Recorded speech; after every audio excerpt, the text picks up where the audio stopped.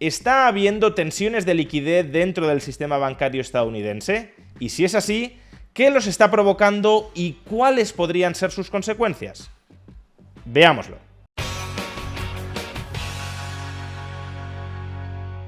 Durante las últimas semanas hemos estado escuchando que la banca regional de los Estados Unidos podría estar a las puertas de una nueva crisis de liquidez. Las reservas de los bancos en la Fed caen por debajo de 3 billones de dólares en medio de un drenaje de liquidez. E incluso en un reciente discurso, el presidente de la Reserva Federal, Jerome Powell, afirmó lo siguiente: han comenzado a surgir algunas señales de que las condiciones de liquidez en el sistema bancario se están endureciendo gradualmente. ¿Qué es entonces exactamente lo que está sucediendo? Bueno, vamos a tratar de explicarlo paso a paso. Desde mediados del año 2022, la Reserva Federal de los Estados Unidos está inmersa en un proceso de ajuste cuantitativo del tamaño de su balance, el famoso quantitative tightening. Esto supone que cuando los activos de la Fed, que sobre todo son títulos de deuda pública y títulos de deuda hipotecaria avalados por el Tesoro estadounidense, cuando esos activos vencen, es decir, cuando se amortizan a vencimiento estos títulos de deuda, la Fed no efectúa nuevas compras para reemplazarlos. Y claro, si esos activos van venciendo mes tras mes, año tras año, eso equivale a decir que la cantidad de activos medida en dólares que posee la Fed va descendiendo progresivamente, como vemos en este gráfico. Desde mediados del año 2022, los activos totales en manos de la Fed han caído de alrededor de 9 billones de dólares hasta 6,5 billones de dólares, es decir, una reducción de alrededor de 2,5 billones de dólares. Pero claro, como cualquier estudiante de contabilidad sabe, los activos totales son igual a los pasivos totales. Eso significa que si los activos totales se reducen, los pasivos totales de la Reserva Federal también caen. De hecho, técnicamente los activos que posee la Fed se amortizan con el rescate de los pasivos que ha emitido la Fed. Y por tanto, cuando la Fed recompra sus propios pasivos, estos desaparecen. Pero dejando este detalle técnico de lado, lo cierto es que si los pasivos de la Fed caen, entonces sus pasivos también se tienen que reducir. Y esto es algo que también es fácilmente observable en este otro gráfico. Los pasivos de la Fed desde mediados del año 2022 se han reducido en la misma magnitud que los activos. Pues bien, y aquí llega lo interesante. Las reservas que posee el sistema bancario de Estados Unidos y de cualquier otro país desarrollado, es decir, la primera línea de defensa de su liquidez, esas reservas bancarias son en realidad pasivos de la Reserva Federal. Y por tanto, si los pasivos totales de la Fed se reducen, las reservas con las que cuenta el sistema bancario también tienden a reducirse. De hecho, desde que empezó el quantitative tightening de la Fed, las reservas del sistema bancario han caído desde alrededor de 4 billones de dólares a los 3 billones actuales. Y aquí, de hecho, encajaba el titular de Bloomberg de que durante algunos días de este mes las reservas de los bancos se redujeron por debajo de los 3 billones de dólares. Y 3 billones de dólares en reservas, en la primera línea de defensa de la liquidez del sistema bancario estadounidense, ¿son muchas o son pocas reservas? Pues meramente fijándonos en la cifra no podemos saberlo.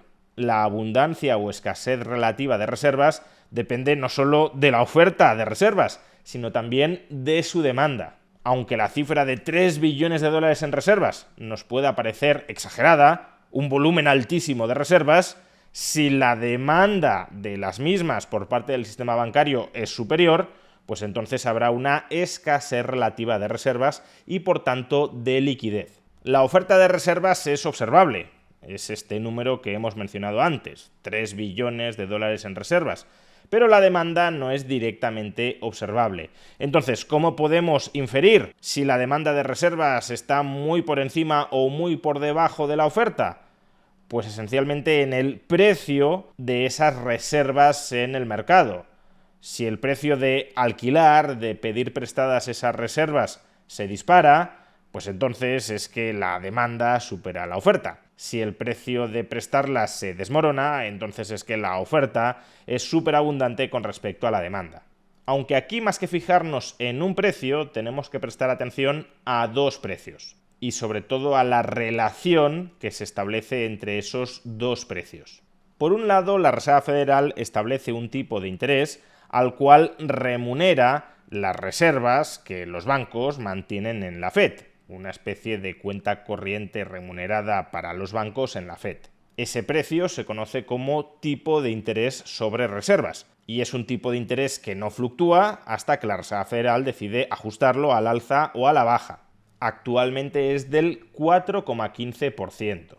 Y luego tenemos otro tipo de interés conocido con el acrónimo de SOFR, SOFR, Secured Overnight Financial Rate, que es el tipo de interés al que los bancos y los no bancos se prestan liquidez colateralizada por deuda pública del Tesoro estadounidense, es decir, el tipo de interés de los repos a corto plazo. En general, cuando la liquidez es superabundante en el mercado, el SOFR está por debajo del tipo de interés sobre reservas que paga la Fed.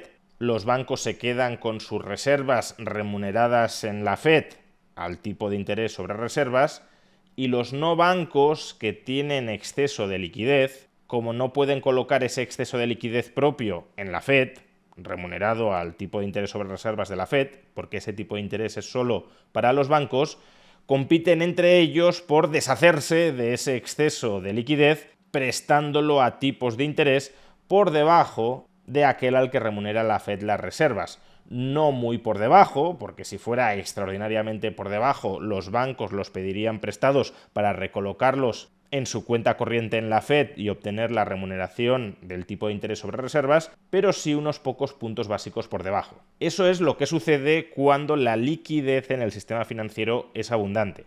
En cambio, cuando la liquidez en el sistema financiero escasea, cuando la demanda de reservas supera con mucho la oferta disponible, el SOFR tiende a ubicarse por encima del tipo de interés sobre reservas que abona la Fed. Los no bancos no compiten entre ellos por deshacerse de su liquidez, porque es escasa, y a su vez los bancos, si tampoco tienen mucha liquidez libre disponible, exigirán un tipo de interés, un SOFR, muy alto en relación con el tipo de interés sobre reservas que paga la Fed para decidirse prestar, deshacerse, perder temporalmente esas reservas. Pues bien, ¿qué ha pasado con la relación entre el SOFR y el tipo de interés sobre reservas de la Fed durante las últimas semanas?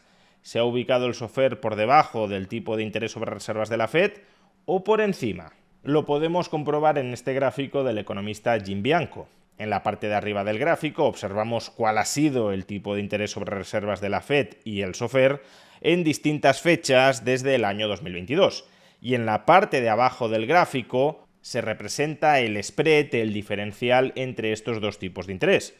Cuando el SOFR está por debajo del tipo de interés sobre reservas, esto aparece representado como una franja en rojo, es decir, cuando está en rojo no hay tensiones de liquidez. Creo que Jim Bianco no ha escogido el color más adecuado para representar esto, pero el rojo en este gráfico representa ausencia de tensiones de liquidez. Y en cambio, cuando el SOFR está por encima del tipo de interés sobre reservas de la Fed, esto aparece reflejado en el gráfico en verde. Pues bien, como podemos observar, durante las últimas semanas, el SOFR ha estado típicamente por encima del tipo de interés sobre reservas de la Fed, señalizando en consecuencia que sí hay unas incipientes tensiones de liquidez dentro del sistema bancario. De hecho, el diferencial entre ambos ha llegado a ser el más elevado durante todo este periodo de ajuste cuantitativo del balance de la Fed. Esto no significa que la crisis de liquidez de la banca estadounidense ya esté aquí, ya sea irreversible, porque en la medida en que se reduzca la demanda de liquidez por parte de los bancos o en la medida en que la Fed incremente la oferta de reservas de los bancos, estos incipientes problemas de liquidez se resolverán. Lo que sí significa es que existen incipientes problemas de liquidez dentro de la banca estadounidense y por eso el presidente de la Fed, Jerome Powell, dijo lo que dijo hace unos días. En concreto, que el ajuste cuantitativo del balance de la Reserva Federal podría estar a punto de concluir en las próximas semanas porque, como hemos leído antes, ya se empiezan a observar los primeros síntomas de tensiones de liquidez en el sistema financiero. Es decir, que estas tensiones ciertas de liquidez están abriendo la puerta a que la Fed ponga punto final al proceso de quantitative tightening que arrancó a comienzos del año 2022.